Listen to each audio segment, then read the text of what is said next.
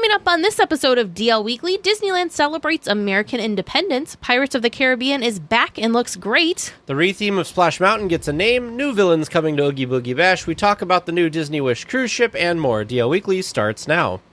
Well, hello there. Welcome to our unbirthday party. For your safety, please be sure to stay listening with your hands, arms, feet, and ears inside the podcast. And please, do give Tag and Teresa easier trivia questions. Well, it seems DL Weekly is about to begin. Have a most wonderful time. Perhaps tea time. Hello and welcome to this episode of DL Weekly for the week of July 6, 2022. I'm Teresa Urban. And I'm Tag Bushman. Thank you to Stacey S. and Megan G. for becoming official weekly tiers on our Patreon. Our supporters get some pretty fun perks like DL Weekly swag, bonus content, and access to our Discord community. If you'd like some more Disney magic in your day, head on over to dlweekly.net/support to join the community.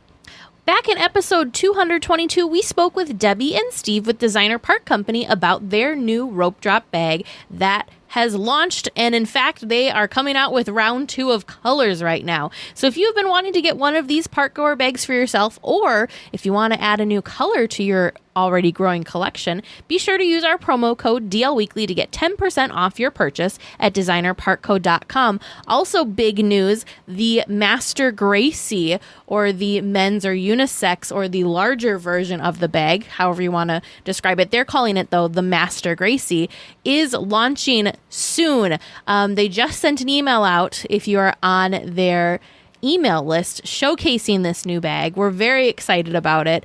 But yeah, so same thing with this one. They're going to do a pre-sale, and then as soon as the bags are in hand, they get them right in the mail right to you. They're hoping to have the bags, I think it was sometime in July. So end of July is when they're hoping to have the bags to them and then get them out right away. So if you need a bag for D23 or for Oogie Boogie Bash, the Master Gracie will be available. So again, remember to use code DLWeekly to get 10% off your order. Well, we have some details about our D23 meetup. Of course, we will have a weekly tier meetup at the Disneyland Hotel at the Fireplace near Trader Sam's on Saturday, September 10th from 8 p.m. to 10 p.m.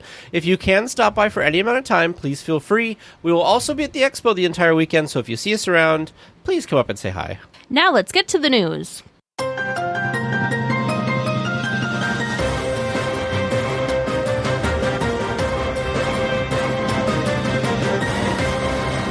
Well, Monday was the celebration of American independence in the United States, and Disneyland joined in as always. 2 military bands were on hand to entertain guests. The California Army National Guard 40th Infantry Division Band from Los Alamitos, California, and the 1st Division Marine Band from Camp Pendleton in San Diego, California, who are renowned for their musical excellence, played in the parks July 2nd through the 4th. I think that's so fun. I did see a little complaining, I guess, online that the fireworks show, the special fireworks show, they have in previous years done through the full weekend. The fireworks only happen, though, on July 4th.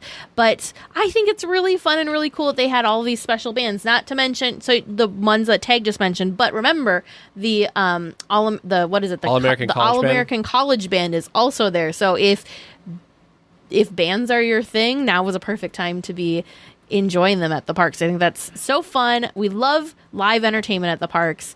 So I think this is cool to have outside live entertainment come and entertain at the parks as well. Yeah, absolutely. Like I said last week, I think it was, I love marching bands and stuff. So being able to see these, of course, they're in their full military uniforms and everything. They look super snazzy. So very cool. If anybody was there for that weekend and got to see it, I'm sure it was amazing. Psst, avast there. Pirates of the Caribbean has returned at Disneyland. The entrance queue that was completely rebuilt looks nearly identical to what was there before. The 2 new trees are smaller than the old ones, and there's been new lampposts that have been added to brighten up the queue area, but those are really the only noticeable difference. One cool thing, too, along with the lampposts, there are lamps hanging in the new magnolia trees. I think that's going to look pretty darn cool at night. Inside, the attraction has been brought back to its former glory. All the lighting, audio, and animatronics are working properly. So I had to watch a video of this. I do want to say, although the script says the animatronics are working properly, Jack Sparrow at the end still does not look like he's moving his mouth too much. No, he doesn't. I didn't watch videos, but photos I saw, he had the same, basically the same expression. I'm like, Give Jack some love. Please. He needs some help. He's drank a little bit too much rum, and he's enjoying his gold at the end a little too much. That made me very sad. I'm going to have to watch a couple different videos because my other big concern was the turntables. I listened. I didn't hear anything. Hear it? Good. No. Good. When I was writing this story, I was like, let's make sure the turntables look good. I went and I turned the volume way, way up, and I was listening, and I didn't hear anything. Good. I did think that the audio from the animatronics sounded better because, like, you could clearly hear what they were saying. Good. There was one, other than Jack's mouth not being a little weird, was the part of the 3 singing guys with the donkey. His arm still looks funny. Yeah. So, but other than that, I noticed that. it's great. I hope that. The final scene. All of the shooting effects and things are working again, so that was great. Oh, thank goodness. I was really excited, really excited that, again, this is so goofy. You guys know how excited I was about the trees and that they replanted the trees. These trees are magnolia trees, so they bloom with these beautiful white flowers. They are blooming now, but I just thought the addition of having the lanterns in the trees as well is just going to look so magical. Oh, yeah. And so cool at night. I'm excited to see it and experience it ourselves. I know one thing you were very excited for was they have the cobblestones back in there. They do. And so it's not like the plain, weird pavement and all of the rest of the place. I'm very They excited just about need to that. stretch that to the rest of New Orleans Square, and we'll all be happy. So while we're on that, so I was actually looking at photos, watching some video. With the walls down, I don't feel as bad about it because the cobblestone look is along the building, so it's almost like a sidewalk. Okay. And then the street kind of area is the textured cement, we'll call it. But what about the cobblestones that are along the riverfront? Oh, that's a different story. I'm talking about in New Orleans Square. Okay. There's it's still got more. If you go a little bit further inside of New Orleans Square, it has more of the charm that we were. So you're a used little to. bit better with it. I feel slightly better, but Okay. we still need some pavement improvements. Gotcha.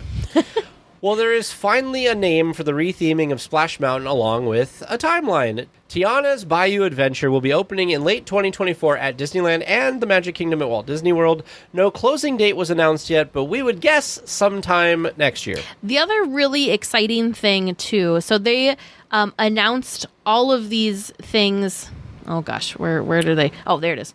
They were revealed at the Essence Fest in New Orleans over the weekend. So they showed, of course, the name, as Tag said, but they also kind of showed what the artwork for the name will be, for the sign. I think it's really well done. Very beautiful. I don't remember if it was in our chat or somewhere else, but somebody was saying that they like typography. It was in our chat, I think. And they love this one. It's so cool because it reminds, somehow the letters themselves remind me of lily pads. If you haven't seen it yet, of course, there'll be a link in our show notes. But somehow, the font reminds me of lily pads, and the coloring. I think it's really, really beautiful and really well done. The other fun teaser sneak peek we got is we get to see some new concept art of Tiana's Bayou outfit. So, of course, she can't wear her big ball gown when she's in the Bayou, nor can she wear the other outfits we saw her in the movie were more of her work clothes. Sure. So she's got her new Bayou outfit, and it's very, very cute. You know what's funny? So they showed this new outfit off, but if you look at the concept that they originally released a while ago, she does have an outfit, but it's not quite the same as what they showed. Yep, exactly. Not quite the same. But the creative team, this isn't a Mice Chat article, of course, it'll be linked in our show notes, but they wanted it to appear that she felt at home in the Bayou as much as she felt at home in her restaurant. So they wanted her look to reflect that and just be a complement to the story setting. So they took special care when designing a cut. They took special care for not only the outfit but also her hair and style. Sure. And I just think it's so cute. She looks She looks just so great. Just great. I just hope that they spend the amount of time and attention on the attraction as they did on the logo, because I want it to be great. And the other thing too that I wanted to mention, which I think is so cool, because attention to details, Disney. You're just so good at it. So the design process did involve research into fashion trends of the 1920s. So they were trying to make sure that her look matched the time period that the movie's in, which I think is so cool that her outfit's also historically accurate. Mm-hmm. Oogie Boogie Bash tickets went on sale last week and are already sold out for the season. This is crazy to me. They went on sale Tuesday for Magic Key holders, and then they went on sale to the general public on Thursday.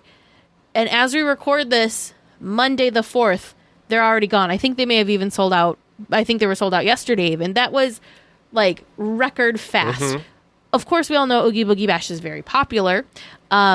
But yeah, record fast. It is possible that Disney could add more dates, but nothing has been announced as of yet.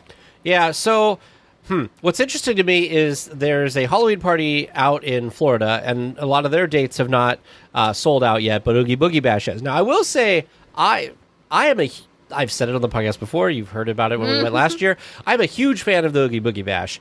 And other than the fact that there is a Sanderson Sisters show, yeah. I really do think that ours, like, there's nothing that the Magic Kingdom has on us, except for they start a lot earlier and they seem like they have a lot more dates. So I do want to see either more availability released for these nights, or I want to see more dates added, but we'll have to see.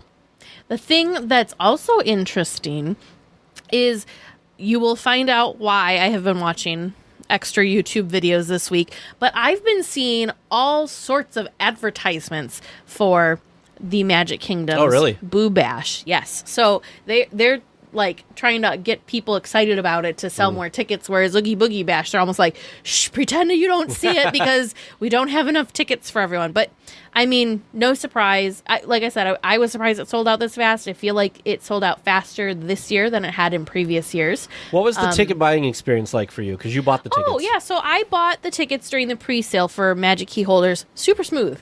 Really not bad at all. I somehow managed to not have to wait too long. I want to say I probably waited in the virtual queue for 30-ish minutes. That's not bad. The only issue I encountered, I think, was, of course, it never is smooth. Never is smooth sailing. But there was I had some sort of issue when I went to purchase that for some reason, manually entering any card, didn't matter which card I chose, wasn't processing. So thankfully they also have the option that you can use your PayPal. So I was just able to use my card through, don't ask me why that worked, use my card through PayPal that I couldn't manually enter in. So I feel like that was some sort of system hiccup thing. Sure. No issues. Thankfully, I didn't have a zillion charges on my card from all of the attempts that I was trying to do. I didn't have any pending charges that I needed to wait or anything like that. Sure. So other than that, it was fine. But I was able to get that taken care of and done within the time frame. So I think it went really smooth.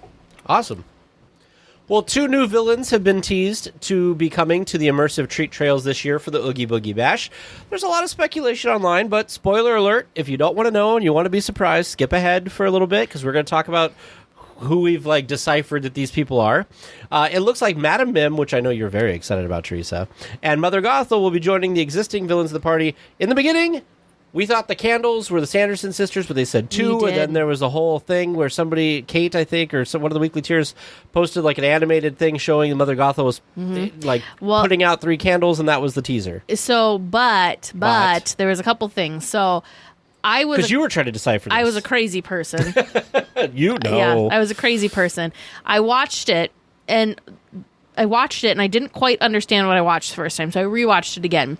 The second time... Did you watch it without sound the first time, too? The first few times, because I was at work when I was watching it. So, the first few times I watched... I watched it too many times. We're not going to go on record how many times I watched it, because it was too many. Too many. It was a crazy person amount. No, it wasn't that bad. But the first couple of times I watched it, you're right, no sound. And the first couple ones I saw... The link that we have in the show notes for you for the Twitter, the video quality is better. The first one I saw maybe was on Instagram. And they cropped it. But it was much darker, too. And it was cropped, yeah. And it was cropped, and you couldn't see the background as well. So people were trying to decipher what was going on in the background, plus the foreground. So Madam Mim, I feel like I knew right away, because as some of you may or may not know, obsessed. She's one of my favorite villains. She's been playing this character in the Villainous game, too. Yes, she's my favorite character in Villainous. I think she's so I think she's just ridiculous, and that's why I love her. And she's got some of the funniest little lines. Anyways, underrated character in my opinion. If you have not seen Sword in the Stone, please do yourself a favor and watch it just so you can introduce yourself to Madame Mim. But I spotted that right away. But I was wavering. I was thinking the Three Candles, because there's also singing that goes along with the visuals. Mm-hmm. If you watch the first half, it's a teapot with a flower in it that withers. Yep. And then if you listen really carefully, you can hear Madame Mim's cackle as that scene closes. So that one, I'm like sold. It's Madame Mim. Yep. And then the second one, though, I was wavering because Three Candles, three Sanderson sisters. Right. There's also this kind of like operatic, like female voice that's singing in the background. So I felt maybe that could represent Sarah. Yeah. So then I was like falling off my chair thinking, not only were we going to get Madame Mim, but the Sanderson sisters were going to be a treat trail. And I decided, yes, they said two villains, but they may have just meant two treat trails. So all three sisters would be at one treat trail. So this could possibly do it.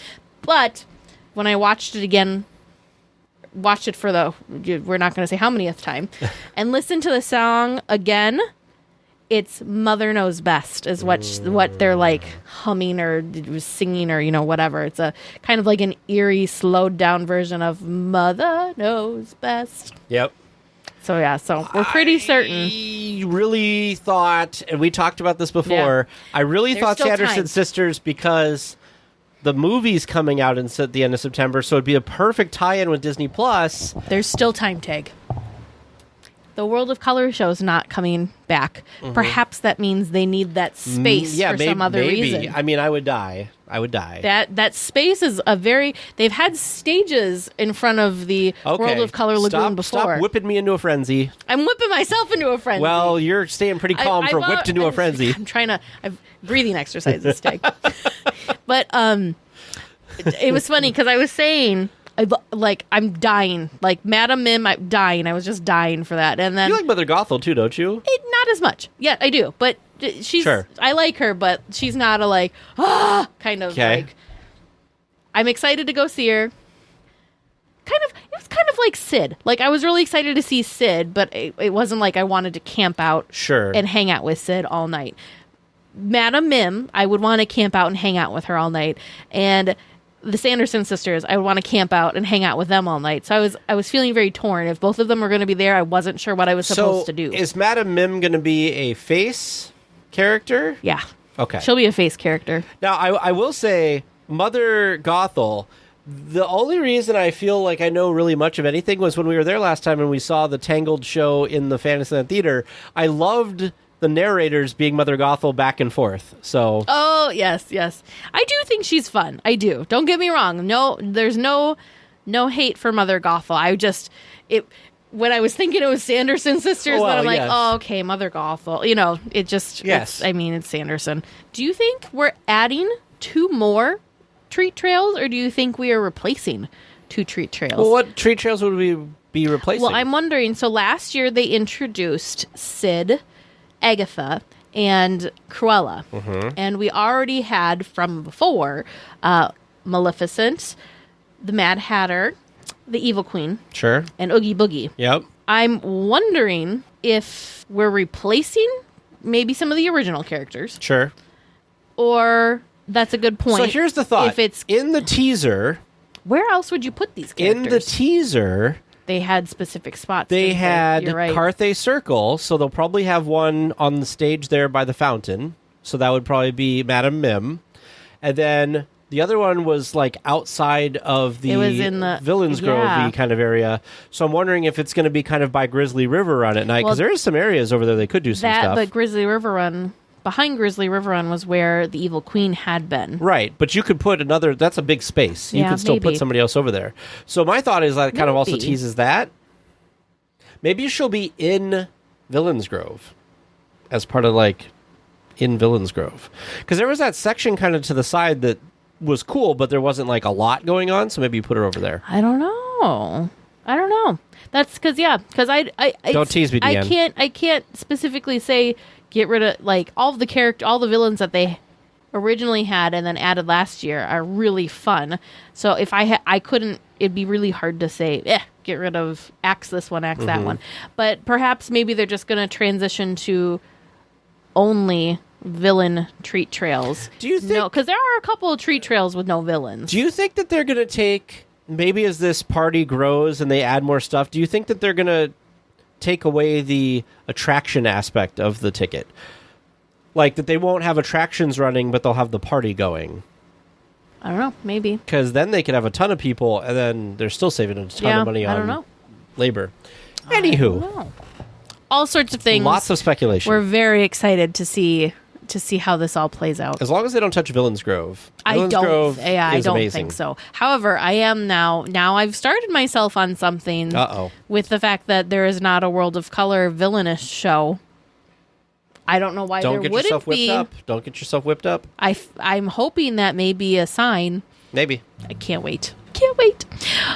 Star Wars fans will have even more lightsaber hilts to add to their collection soon. Starting on July 8th, Plo, Kloon, and Kanan Jarrus hilts will be available. A limited edition of 6,000 Ahsoka Tano hilt sets will be available, but only at Walt Disney World, which features a case that plays Ahsoka's theme song when opened and contains 2 hilts, like in Star Wars Rebels. So I'm a little sad that the Ahsoka Tano one is only at Disney World. But they had it. They had them at Land. But not this cool one with the case. These fancy case one. So this really cool. I'm glad that they brought the one for Kanan because he, of course, was in Star Wars Rebels. His is interesting because in the show, his split into different pieces that he could put on his belt, so it didn't look like a lightsaber. So I'm almost wondering how that's going to be. And then the Plo Kloon one also is in a kind of a cool case, so that's going to be kind of interesting how that comes out. So we'll have to see. There's a lot of. By the way, I think we talked about this before, but one of the hilts that came out was an Emperor Palpatine one, and it was rechargeable. You'd plug in through the USB. Yeah. So I'm hoping more of the lightsabers, because one of the things I don't like about my lightsaber is if you leave the batteries in it, it runs the battery down even when you're not having it on. So pro tip for all of those people who own lightsabers from Galaxy's Edge, take the battery pack out if you're not going to use it if you're displaying them, because it'll just kill the batteries. This is really interesting to me because it's one of those things. I mean, this is clearly not a collectible thing that it speaks to me. I think they're very, very cool. Super, super cool. But I almost wonder what your lightsaber would look like if you built one. Oh, I have no idea. But but the thing that's crazy to me about this, right? These legacy lightsabers, not cheap.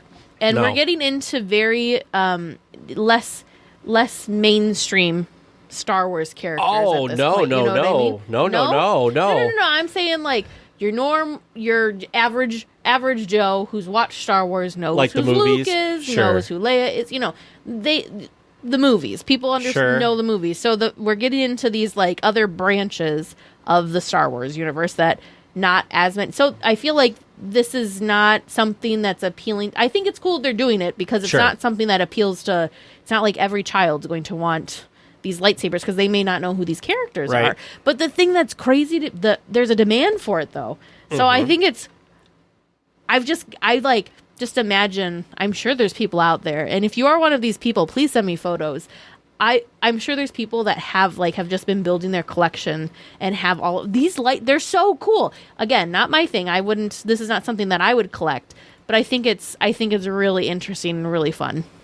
Let me see if I can find it on YouTube on Instagram. One of the guys that I have that I watch one of the guys I listen to a podcast. He's a huge Star Wars and Disneyland fan.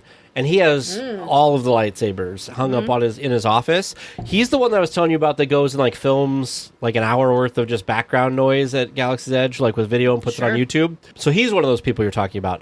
If I had the money, I would buy all of them too because they're kind of cool. But the crazy thing too is it's not. So not only are the lightsabers cool and the hilts cool, the cases that they come in are cool. I don't know how. I can't. I'm glad I don't. It would be too much. I'm getting anxiety thinking about it. It would be too much for me to do, but because it's all so cool. So you were getting yourself so wound up for so many things tonight. Yep. I just don't know. It must be the homemade paradise kicking in all that sugar. Well, speaking of Galaxy's Edge, fans of the coasters from Oga's Cantina can now purchase some more durable versions at Jewels of Bith in Star Wars Galaxy's Edge. The coasters come in a set of 4 for $24.99 and are made out of wood that has the design engraved and burned into the coaster. So cool. So fun. They finally realized, all of the people, ourselves included, that were asking, either taking trying to not use the coasters so they could keep them pristine so you could take them home as a souvenir, or people that were asking for a fresh coaster so that they could use one and take one home as a souvenir. Disney finally put 2 and 2 together there and said, you know what? People like these. I think it's fun. This just seems like they took way too long to figure this out. Really? Come on, Disney. You could have been making thousands of dollars off of these things fun. if you would have done it a little bit earlier. That's okay. I'm glad they did. I think it's fun. Do you think people will be less likely or more likely now to take the coasters? They're different. I feel like they're different because these are just wood. So it's the natural wood grain plus the darkening from the laser burn, versus the ones that you get have brown and tan and orange. So they're different. Okay. These clearly more durable. You can get these wet and it'll be okay, whereas the paper ones get a little funny after they get wet, but I still think it's fun. Just wanted to give a couple of small updates from around Disneyland. Hyperspace Mountain has gone back into hibernation this week, and the classic version of Space Mountain has returned. Also, the Bibbidi Bobbidi Boutique is reopening on July 25th, so if you and if you are hoping, or if one of your little ones is hoping to have their Bibbidi Bobbidi Boo makeover sometime soon, the wait is almost done. I think the Bibbidi Bobbidi Boutique is so fun. I'm actually almost surprised they don't have some sort of adult version of it. They should. I'm telling you, they should, because it is crazy. It was such an experience. I don't know if you have gone in. I haven't seen it, but you've told me about it. Yeah, so I went in 2019 when I was there with family. My 2 little cousins, my cousin's children, so whatever that makes them, but I call them my cousins. They went in and got made up, and it was such a fun and cool experience. I always kind of was like, I don't know, that seems like a lot of money for an updo and some lip gloss, but oh no, it's this really cool experience, and it was really well themed. I just loved all the different details and everything in there. So fun. So I think this would be, they should have an adult version. Oh, definitely.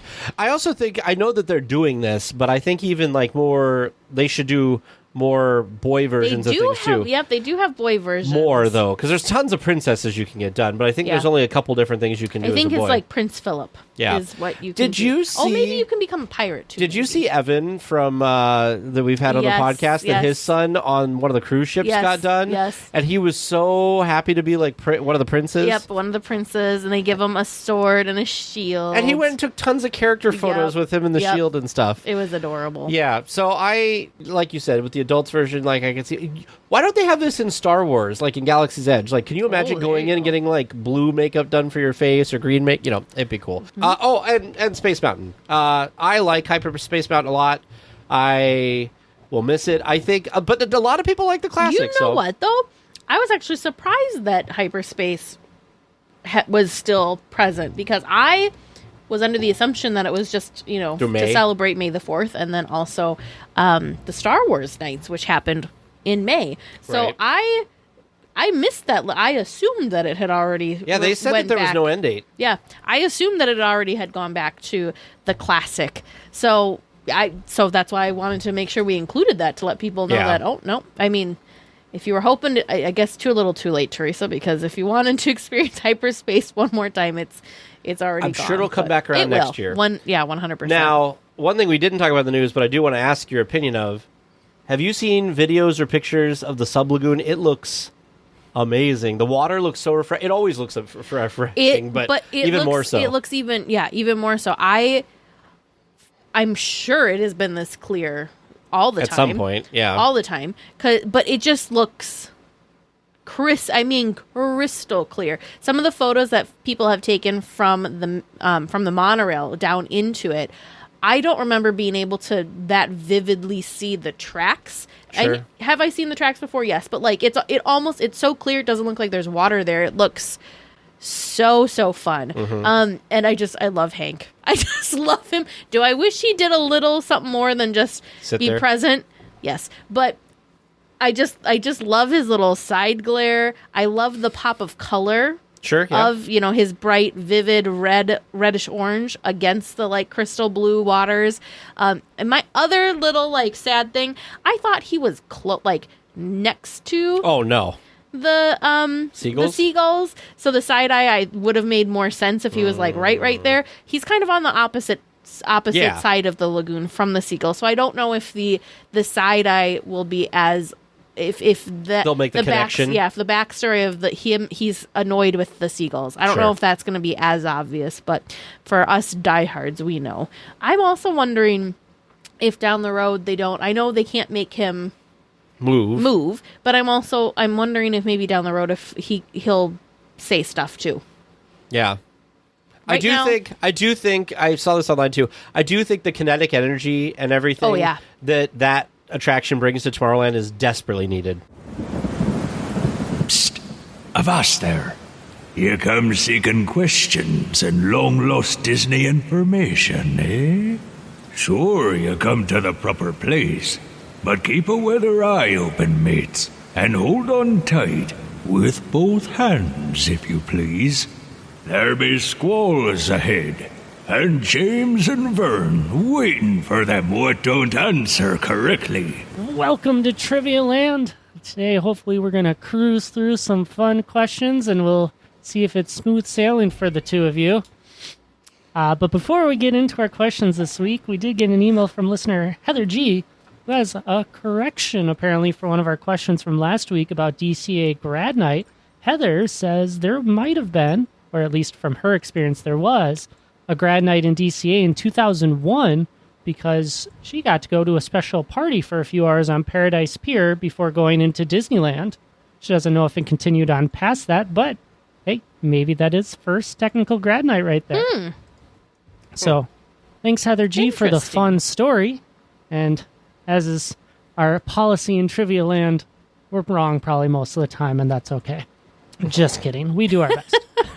It's all fun and games, and let's get to those fun and games with our first question this week from listener Andy M. In the stretching room of the Haunted Mansion, all 4 portraits show individuals holding things.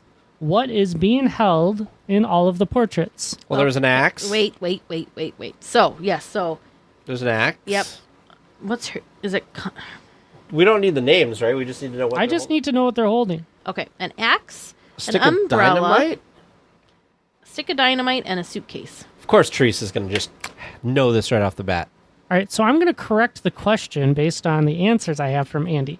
In the stretching room, before they start stretching out in the Haunted Mansion, all 4 portraits show individuals holding things. What are they holding? So there's a flower, right? Like one of the chick on the chick on the gravestone is holding a flower. And still the umbrella. Yep. Okay, hang on. Umbrella. I'm writing these down. Umbrella. Is the guy holding a hat? Like his bowler hat? The one guy's like this. Holding his jacket, I guess? His lapel? What do you call that, Jay? Is it a lapel? Like the collar up here? Would collar, be yeah. Like, kind of like this. Yeah. I'll just say jacket. Okay. And then I'm trying to think of the 3 guys. Like on top of each other? Sinking in the quicksand? Isn't that the guy holding his lapel?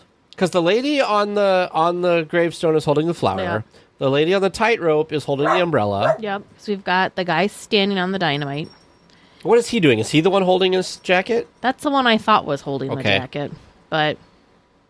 Oh, the one... We'll say hat. I think the one guy is like holding his hat that's on his head. Yeah. So we'll say hat and jacket. There we go.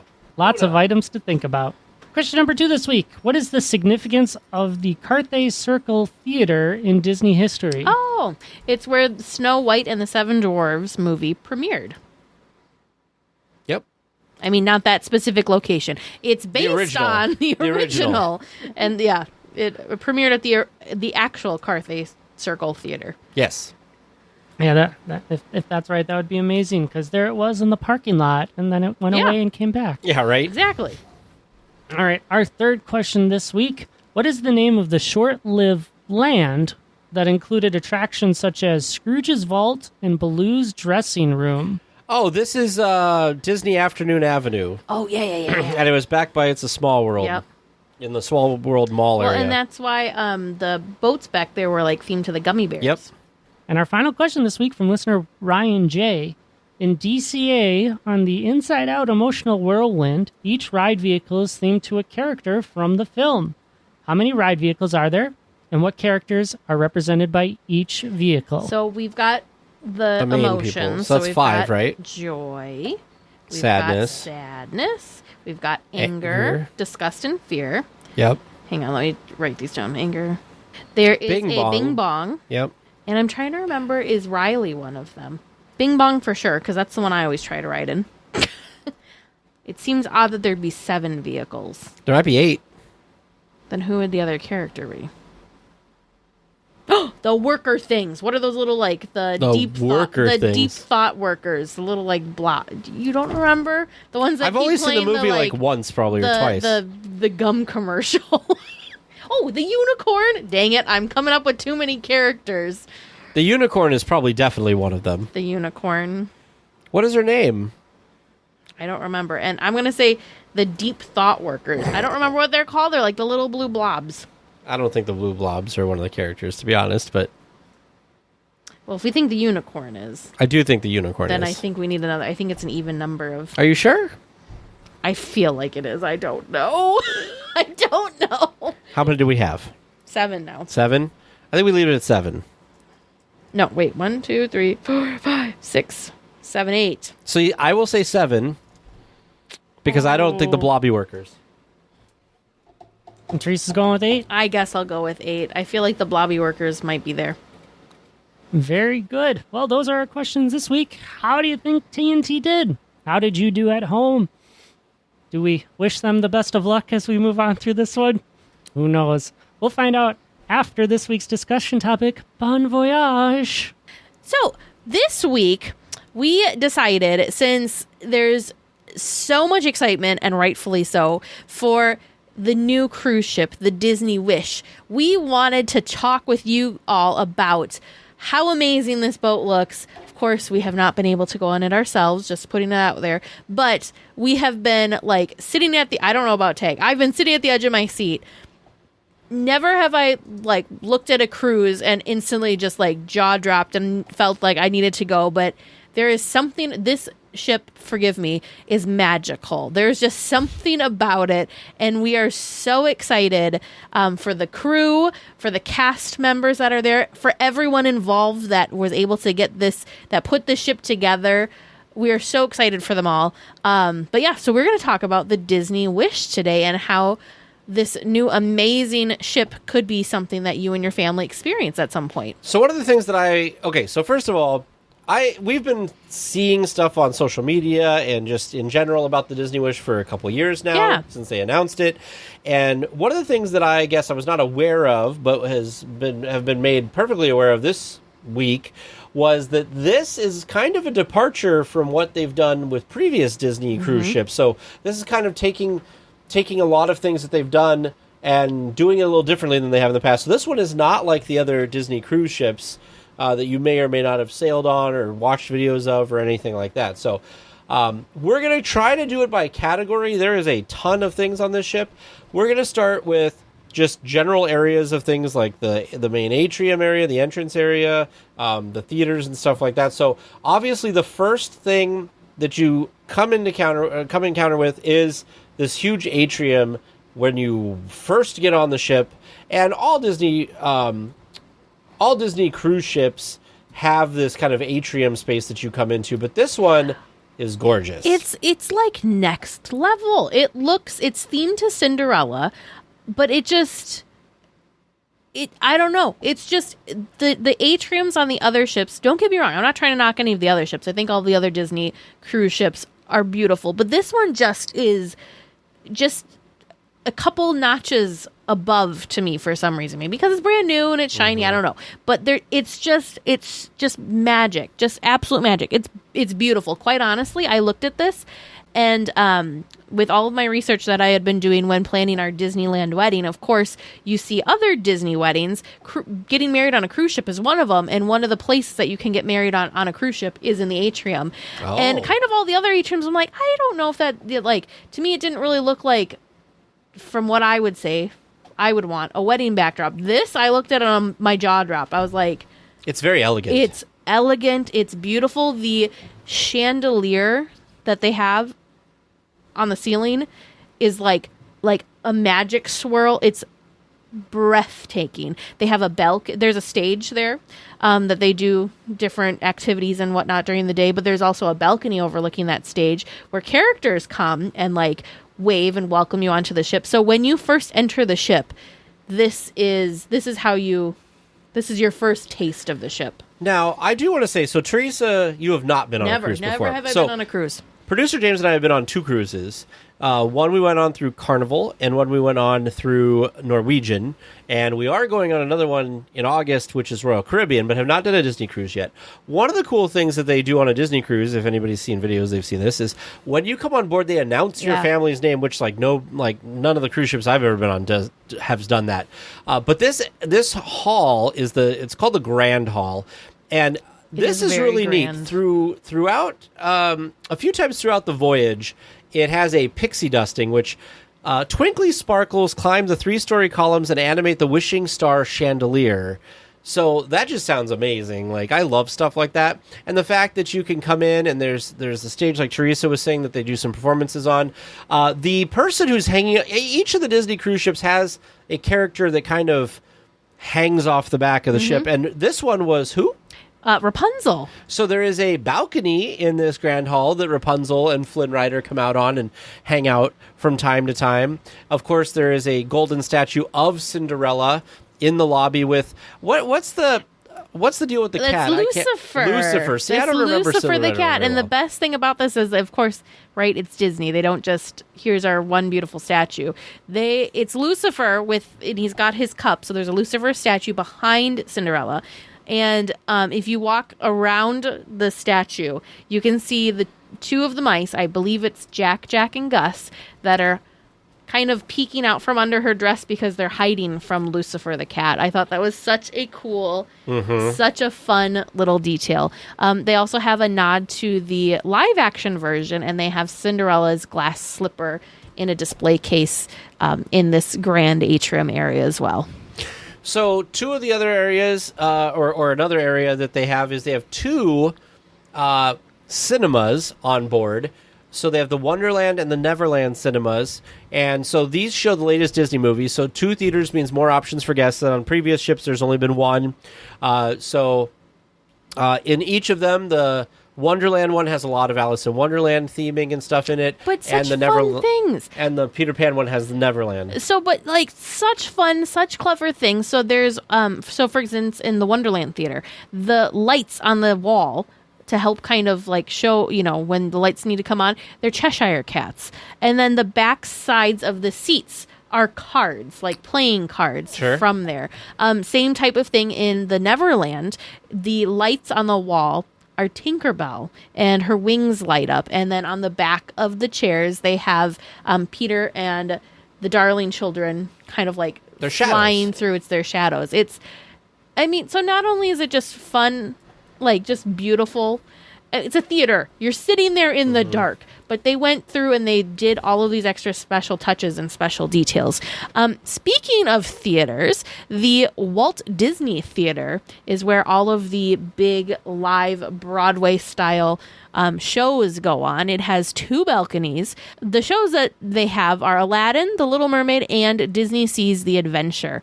Beautiful. Absolutely beautiful. It's more elegant, so you kind of feel like it's like a fancier theater type thing, but just gorgeous. Yeah, every cruise ship I've ever been on, they've had theaters for like Broadway performances, and this theater looks amazing. And of course, Walt Disney themed, so that's awesome. The other cool thing too is when you look at the seating inside, it doesn't look like there's a bad seat in the house. It's the whole thing is angled, so you're not, even if you sit behind a tall person, there's enough of a slope that's probably, they're not going to be in your way too much. And the seats look look very cozy. They don't look like you're crammed in there on top of each other. It looks like a very enjoyable, relaxing experience. For those of the smaller Voyagers, they do have the Disney Oceaneer Club, which is like the kids club. But I'm sad that this is only open to kids, because there is a really cool area in the Oceaneer Club that I would be so excited to experience. But they have an Imagineer area where you can design your own attractions, and then you get to ride them virtually. Didn't they? I thought they had something Cool. like that at Disney Quest before, but obviously Perhaps. this one's probably way better. Perhaps, but it's just so cool. One of the entrances into the Oceaneers Club is once you get your kids checked in, they can actually enter the club through a slide. Instead of just, right? I mean, that's walking so through cool. a door that's just boring. We need a slide so they get to drop in on the excitement and fun. I tell you, man, we were talking earlier about Bibbidi Bobbidi Boutique. I feel like they need to have an adults version of this kids area because that is so cool sounding. Part of the kids area also includes Fairy Tale Hall, where you get to interact with different princesses and all that kind of stuff. There's, of course, a Star Wars cargo bay, so a Star Wars immersive themed play area for them too. I mean, it looks... Marvel, too. Yep, a Marvel themed area. It's very cool, very immersive, super, super cool. Yeah, the Marvel area is called the Superhero Academy. And I want to say they get to design... I think they get to design superhero outfits in the Marvel... I mean, how cool is that? The Marvel area. But yeah, super cool. Of course, way more fun stuff for kids too, but that's just kind of the highlights. For like the little kids, there's Mickey and Minnie's Captain's Deck, which is like meant for like even younger sailors on the ship. And then also It's a Small World Nursery, Which looks very, for very Blair. babysitting and childcare services for infants and toddlers. Yeah. How cool. Which is also absolutely adorable. Let's talk about where people are going to stay. I think that'll be the next thing that we should talk about. So there is a lot of cool designs and stuff at these different staterooms. The one I want to start with, we're going to start with the crazy stuff and go towards the normal stuff, I think. The craziest one is there is a suite inside one of the smokestacks, basically, of the Disney Wish. It's the front one. There's a balcony. It's multiple stories.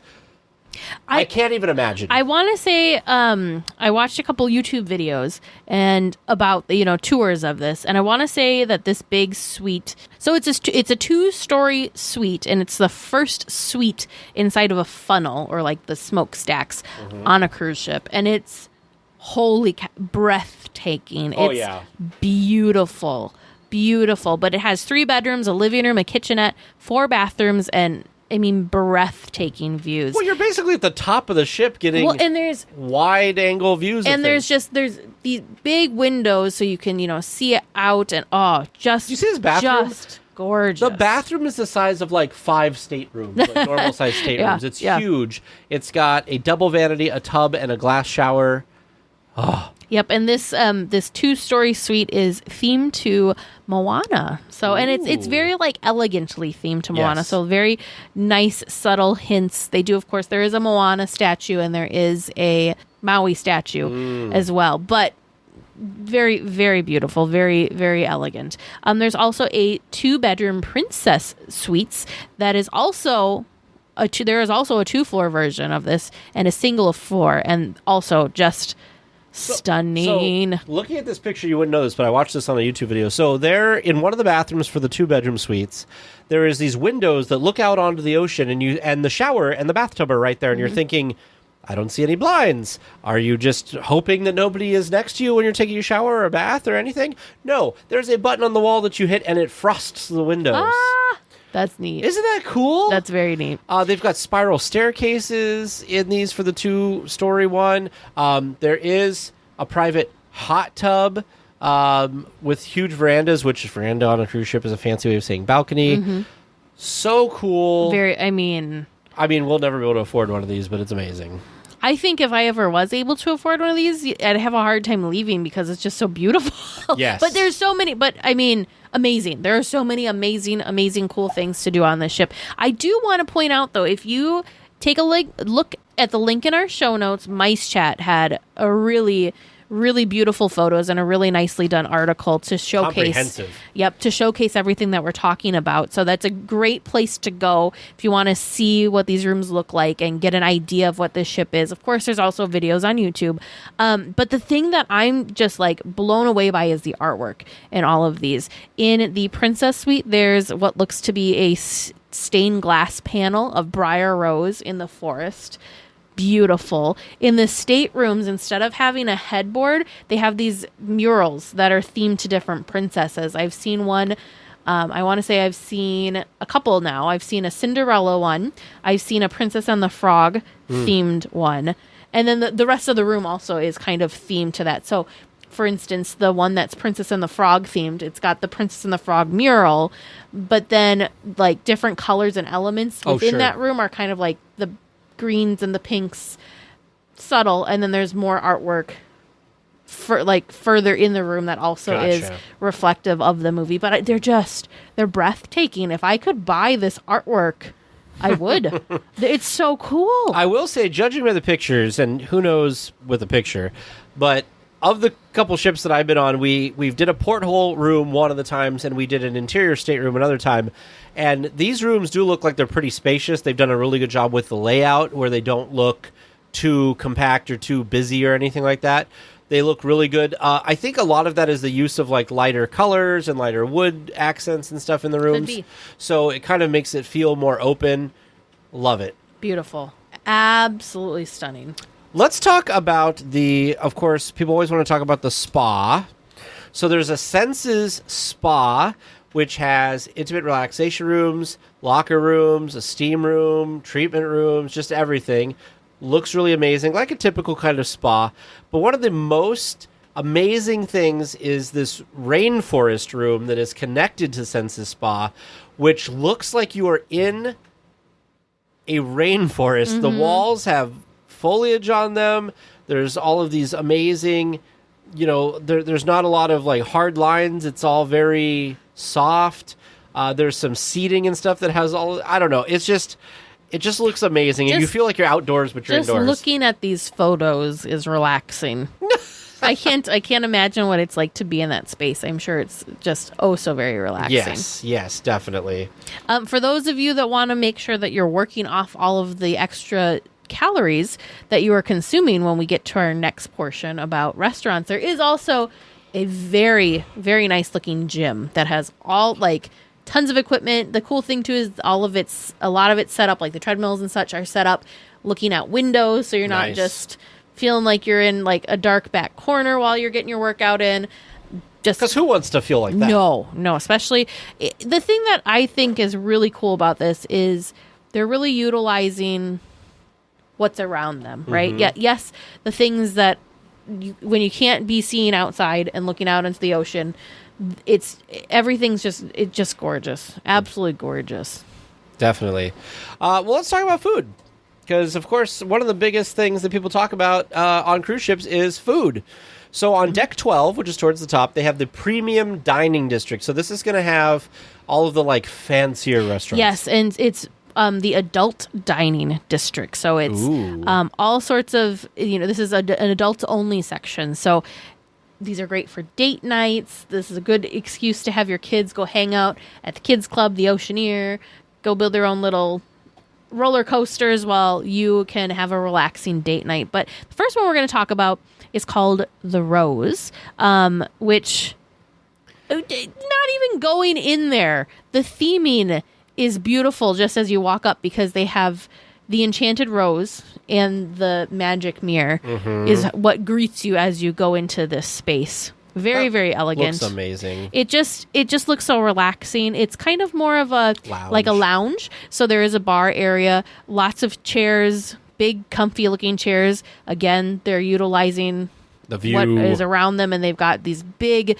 floor to ceiling windows so you can look out and enjoy the view. The ceiling though is really cool, because the ceiling actually has this like rose pattern design on it, so it almost looks like you're underneath a giant rose flower. It's just very, very beautiful. So there's the, is it Palo? Palo Steakhouse. So this is familiar to anybody who's been on a Disney cruise ship. It's on all of the different ships. But this one's been reimagined as a steakhouse inspired by Cogsworth. So, of course, we have this whole theme of Beauty and the Beast, right? It does offer the Italian dishes you expect, along with American prime beef cuts. But the theming and everything is just kind of with Cogsworth from Beast's Castle. So kind of a neat idea there. And then, of course, you can't have Cogsworth without Lumiere. Of course not. So next up is Enchanté, which is the signature dining experience. Oh, so Enchanté, which is themed, of course, to Lumiere. So it's the Wishes version of Remy, which is the signature dining experience on the Disney Dream and Fantasy ships. But this is the most elegant dining experience from a menu from a 3 Michelin-starred chef. Superior in seasonal ingredients. They're sourced from around the world, including the chef's own home garden located in Ohio, which is like amazing. But again, the theming inside of it's breathtaking, absolutely breathtaking. I mean, even the menu is just a work of art in and of its own. And they've got these just gorgeous chandeliers. Gorgeous. I don't even know how to describe it. You just got to look at the pictures. You just got to look at the pictures. Link in the show notes, people. Go look at the link in the show notes or watch some YouTube videos. So moving on, we have more of an area that's for the family instead of just adults only. So we have Mickey and Friends Festival of Foods, which is by the pool deck, and it includes Mickey's Smokestack Barbecue, Donald's Cantina, Daisy's Pizza Pies, Goofy's Grill, and Sweet Minnie's Ice Cream. So this is the first time that barbecue and Mexican food are offered as options on the Disney quick service location for the cruise line. Amazing. It's also where you'll find the unlimited sauce. I was going to say, so this would be like a great place for you to grab like lunches. I want to say that they do like breakfast here as well. So nice quick, or if you need a snack, great quick service area to stop by. It's kind of like a food court a little bit. And then next up is the Marcelin Market, which is inspired by global food markets. Also a walk-up style eatery, and it replaces typical cabana buffets. So there's 10 food stations at this cafe style, or at this location, and there's a beverage bar located in the center. It is a rotational menu, so they do change throughout your voyage, so you'll find things there like seafood, comfort foods, baked items, classic American fare, vegetarian options, soups, salad, and also at night the eatery is converted to a table service dinner as well. That's fancy that it goes from that to that. If you have a sweet tooth, there's the Inside Out Joyful Sweets, which has... This is nuts. Yeah, 40 flavors of gelato and ice cream are available here, including handmade toppings such as whipped cream, fruit compotes, and sauces. You'll also find themed baked goods and packaged candy. Oh my goodness, I feel like I am gonna be diabetic just looking at the pictures. Yeah, I was gonna say I feel full, and we're not even eating at these places. It's just like, man, wow. I believe other Disney cruise ships do this as well. Correct me if I'm wrong, but you do for your evening. So for your dinner meal, you do rotate through the different restaurants. So the first restaurant, or the first dining experience, I should say, that we're going to talk about is themed to Frozen. It's Arendelle Frozen Dining Adventure. So it's Disney's first ever Frozen themed restaurant, and it's a theatrical dining experience. Ooh. There's a central stage that offers really great views for everyone at their different tables, and the show revolves around Anna and Kristoff's engagement party, and of course Elsa, Anna, Olaf, Kristoff, Wandering Oaken, they're all there. So the menu offers cuisine with Nordic influences. Ooh, I like the idea of like a show with your meal. The theming in this is incredible.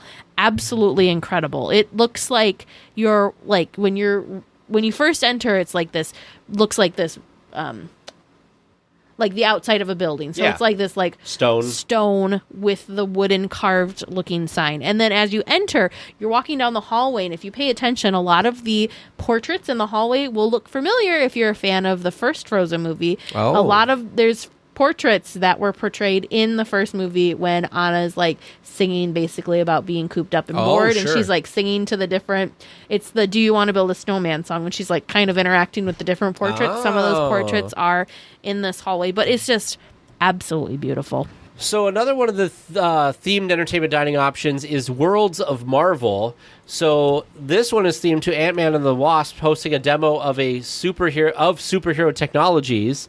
So an interactive quantum core sits at each dining table for you to contribute to shrinking and growing of items, and of course things go awry. So the menu is inspired by the Marvel Cinematic Universe, including dishes based on real and fictional settings such as Wakanda, Sokovia, and of course New York City. And there's one of the pictures here of a cast member bringing out a giant cookie. If you look at another picture, there's a giant Mickey bar being carried around by another one of the cast members. Just so fun. So fun. 1923 is another dining venue on board. It is not themed entertainment, just a regular dining, but it's split into two different dining areas. You have the Walt Disney and the Roy Disney dining areas, but they offer a more intimate seating rather than, one big, large dining room.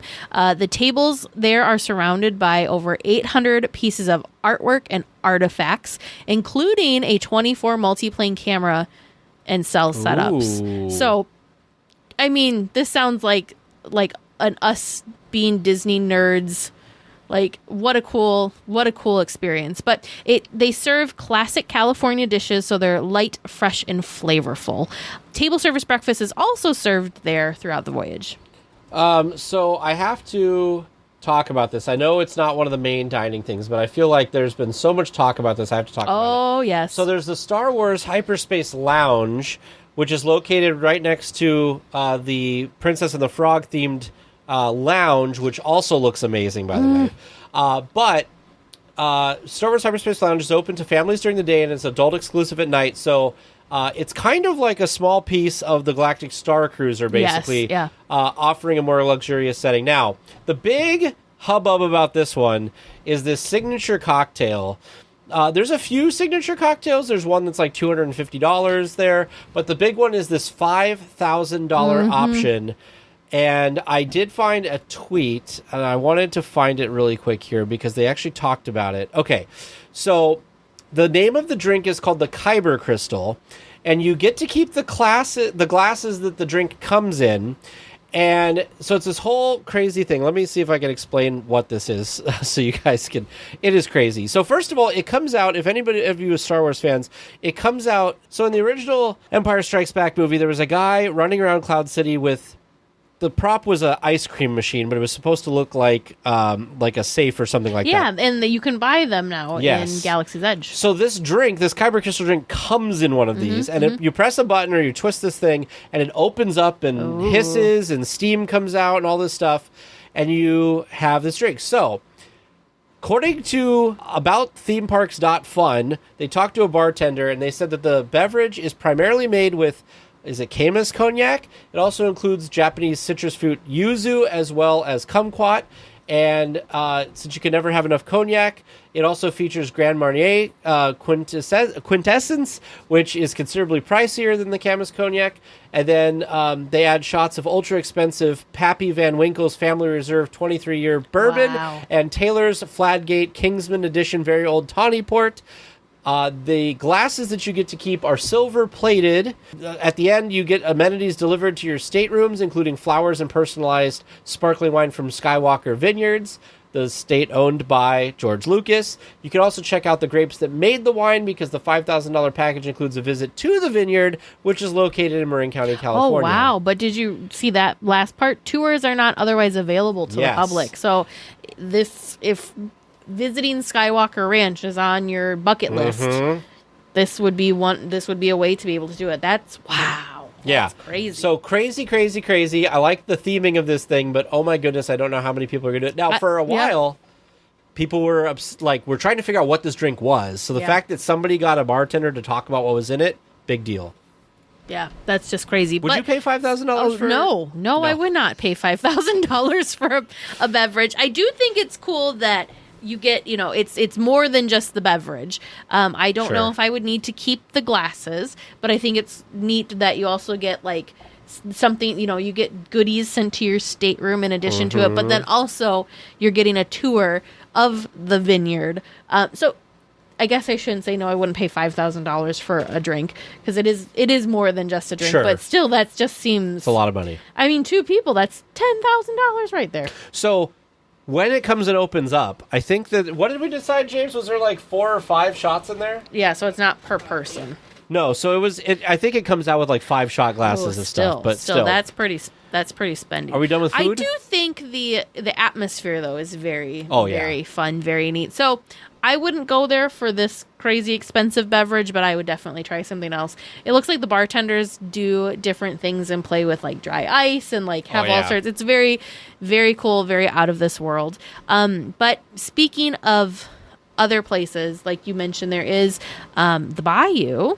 This looks gorgeous, by the way. Beautiful. The Bayou is a Princess and Frog themed, inspired 18 and above lounge, and it sits beside in the luxury shopping district. And it looks very luxury. There is a stage that hosts live entertainment and musical performances of themed cocktails, specialty coffees, and fresh beignets. So on the videos I saw on YouTube, people were walking by this but wouldn't say what it was, because what makes this so stand out is when you're walking through the shopping district, there is, again, plants and stuff as the ceiling in this area. Yeah. And so as people are walking around, I'm like, gorgeous. what is this area with all of the plants on the ceiling? So amazing. Absolutely gorgeous. There is also one last place called Nightingale, which is a piano bar with inspired touches from Sing Sweet Nightingale, which of course was a song that the evil stepsisters tried very, very hard to perform in Cinderella. But it does lean more towards the part where Cinderella's cleaning and the bubbles are flying up as she's singing, and then she kind of like does like a melody with herself versus the evil stepsisters. Sure. But anyways, there is a bubble chandelier, specialty bubble beverages, and it looks really, really cool. We ready to move on to some entertainment? More entertainment, yes. Well, yeah, some more entertainment kind of options. So the big thing that everybody's going to notice when they see the Disney Wish for the first time is, of course, the Aqua Mouse, which, similar to the Dream and Fantasy where they have the Aqua Duck, this Aqua Mouse is considered the first ever attraction at sea. So before there was the same kind of thing, but this one actually is considered like a full-on attraction. Yeah. And what makes it that is you're basically joining Mickey and Minnie on an animated adventure. So you get in a 2-person raft, and you basically go up like a lift tunnel, but there's a story going on around you. And then you get to the top, and you kind of move around, and there's water effects and video synchronized with an original musical score. Like the Aqueduct, the thing that's cool about this is there's a section of the tunnel that you go out, and it's clear, and you can kind of see over the edge, and this looks kind of amazing to me. I don't know if I'd want to wait forever to be on this, but I think it would be quite an experience. I think it'd be fun. The one thing that we did notice, Vern and I watched a video, it seemed like the lift hill and the actual ride itself were about the same amount of time. So it's not a very long ride, but it does look very fun, and of course cute themed. It gave me a lot of feels of like Mickey and Minnie's Runaway Railway, because it's that same animation style and kind of those same like zany antics that they get themselves into. And so of course, instead of a runaway train this time, I think the snow is melting, and so you're like on this like that's cool. water raft ride through the melting snow stuff. Anyways, but yeah, it looked really fun. The other cool stuff too is there is a Quiet Cove, which is the adult exclusive pool and bar. But there's, of course, lounging seats, a whirlpool, but there's infinity pools on this that'd ship. Be cool. I think that'd be so much fun to be. I think there's 2. I want to say there's 2 infinity pools total on this. And also there's a Quiet Cove Cafe, which I would be hanging out at because they've got specialty coffees as well as teas and alcoholic beverages for an upcharge. But the cafe features artwork and decor themed to Moana. Apparently, it might be a little difficult to find, so don't hesitate to ask a crew member to help point you in the right direction to make sure you get to it. So it's like a hidden, like, need to know. Ooh, makes it even more kind of fancy. So in the shopping area, there's a couple things we just wanted to quickly talk about. One is that there's the Untangled Salon, which is Rapunzel themed for adults, like salon for adults, where you can get hairstyling, manicures, pedicures, that kind of thing. There's Hook's Barbery, which is, of course, themed after Captain Hook, which offers hairstyling, nail, and skincare treatments for men. You can also have whiskey, bourbon, and rums while you're there if you're 21 and older, so it's very Captain Hook piratey feeling. And then, of course, you can talk about the last one here. Oh, and there is the Bibbidi Bobbidi Boutique for the little ones if they want to have a relaxing and experience and get made up themselves into princes and princesses. And pirates and knights. And pirates and knights. There you go. And Captain Minnie or Captain Mickey. Ooh, even cooler. That is even cooler. That is neat. I didn't even know that they did that. So did I talk about the Wishing Star Cafe? You did not. Because there's, of course, leave it to me to find all the coffee. But there's also a Wishing Star Cafe. They offer pressed juices, cocktails, wines, and espresso beverages. And the thing that's so cool is there's just these beautiful, beautiful, beautiful mosaics that are displayed near the cafe. One is of Figaro and Cleo in her bowl. So, of course, Figaro the cat, Cleo the goldfish from Pinocchio. And then the other was of Geppetto and Pinocchio. And they're just stunning. Again, the artwork, the attention to detail, just incredible. Now, does this make you want to go on a Disney cruise? 100%. I mean, I was already sold to go on to a Disney cruise because they just seemed so cool when we talked. If you remember, I don't remember what episode it was, but last year we talked with Kate and talked about her experience on her Halloween cruise. Now, of course, it was a little bit different because of restrictions that were in place, but it still sounded so magical. But this just looks like it's like they plussed their regular cruises. Episode 209. Episode 209. No, excuse me. 208 and 209. Yes. Because it was a 2-part episode. But incredible. I do want to give a shout out because I think this is so amazing. But we happen to know 2 people that were involved with this. Evan, who we had talk with us back on episodes 190 and 191. We talked with Evan, who is a Disney designer and artist. Some of Evan's artwork is actually on the cruise. He did different things, I want to say, for like the christening ceremony and like different things throughout the ship. So that was very, very cool. And then also weekly tier and listener Ellie wrote in when we talked to her back on episode 199. She was not a cast member, but she is now a cast member on the Disney Wish. So her wish came true, and she is living her best life on the Disney Wish. Came true. Ha, ha, ha. Yes. I'm just so happy for her, and I'm so happy for Evan. I think it's so cool that we know 2 people that were involved in making this beautiful, beautiful experience come to life for so many guests, and congratulations to both of them. We only hope that someday soon we can come and experience the magic for ourselves because it looks incredible. I also want to take this moment to point out that if you are considering a Disney cruise, contact your friends over at Concierge because, again, it doesn't cost anything extra to go through them, and they can get you set up on the Disney Wish or one of the other Disney cruise ships if you're interested in that. But you can find them at concierge.com. Of course, that was only a taste of the Disney cruise. There are different things and excursions that you get to do while you're on your cruise, depending on where you're going, things like Castaway Cay. But there's also all sorts of other entertainment. We didn't even go through all the different shows and fun and just tons and tons of things to do. This was just to give everyone a taste, build up the excitement so that you guys can be as excited as we are about this because it just looks amazing. So if you get to go on the Disney Wish sometime soon, write in. Tell us what you think. Pictures. Photos. We're so jealous and we're so excited for you. It's okay. I'll be the only weekly tier without an answer. Make sure you send your questions to Producer James or Producer Vern at trivia@DLWeekly.net.